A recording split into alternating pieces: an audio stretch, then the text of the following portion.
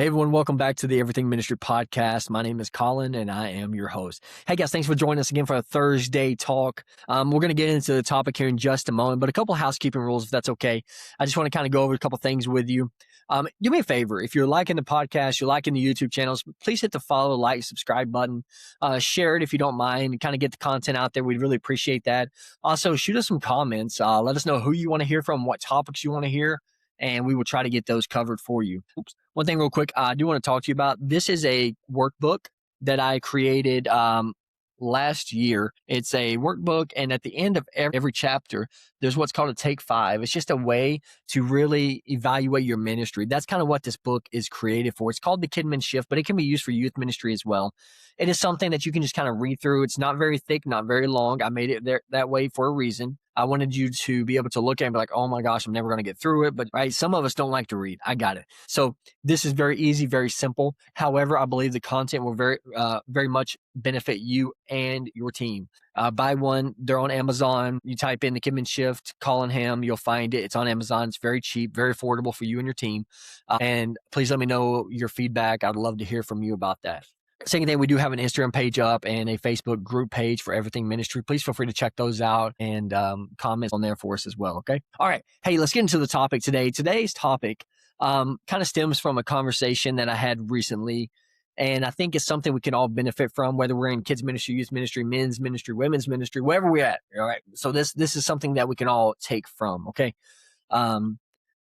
We're going to talk about get off the island. And here's what I mean. How many times in ministry in general, so I'm not going to say kids ministry, but I'm going to say in general ministry, how many times have we sat there and thought or said, that's not my job? Yeah, I have. I know. So we all have done that. And if you haven't, hey, congratulations, you're not there yet. No, I'm kidding. So we've all been there at some point in our life where we've said, hey, that's not my job. That's not my department.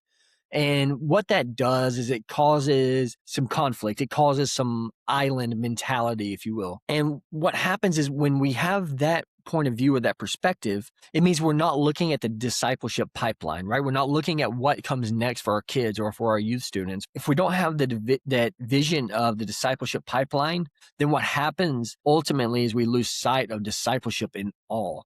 And here's what I mean by that. We can do a fantastic job in kids ministry, but if we are not willing to work alongside with the preteen ministry or work alongside with the youth ministry, then ultimately when those kids leave us, we have not done them a great service, right? Because we've not really connected with that youth ministry to seeing, hey, how can we better equip our kids or our preteens in order to come into youth ministry? What are some things that you see that youth students are struggling with that we could possibly help and start changing at our age group or at our ministry level? Youth students, same way, right? Youth pastors, how can we say, hey, senior pastor, how can we better equip our kids to go into college ministry or go into getting ready for senior ministry, right? Whatever that might look like. So we got to get off the island. We've got to quit saying that's not my job, not my ministry, not my thing. So recently on the Facebook group page, and listen, if you listen to this, I appreciate the fact that you posted that, okay? There was a lady who posted something on there when I changed the name from the Kidmin Shift to the Everything Ministry, and she made a comment and said that, hey, I wish you'd put something Kidmin in the title because it looks like it's just everything in church, everything in ministry. And I was like, well, that's the idea behind it. And I appreciate her comment because it made me think, like, how many times do we see that? We get on this Kidmin island and we separate ourselves from the church as a whole. How many times do we get ourselves in this youth pastor, this youth ministry, and separate ourselves from the whole? We can't do that. Youth pastors, we should be coming down and helping out in preteen and kids ministries. Kids pastors and kids leaders and preteen pastors. Listen, we should be trying to develop relationships with the youth pastors and the youth staff and seeing, hey, how can we connect better with you? So we got to get off the island. We got to start developing that discipleship pipeline so it is the next thing to move up for our kids. Maybe that looks like collaborating our calendars or our events or sharing goals with each other. Maybe that looks like unintentionally dividing attendance. Or come on, hear me out. How many times do we listen? We are all guilty of this. Come on. How many times do we look and we compete with the ministry above us or below us? Or, hey, I had this many kids come in. How many youth do they have? Or how many youth? I had this many youth students. How many kids, their preteens they have? Right? We start to see that competition come in. So we're supposed to be working together. how do we develop a relationship with our youth team or our kids team or preteens team, whatever we're not in, to make the church better as a whole? That's something we need to start thinking about as we dive into this week. Okay. So start wrapping your brain around what can you do better? What can we do better as a church as a whole? If your ministry disappeared tomorrow, would your families know how to disciple their kids without you?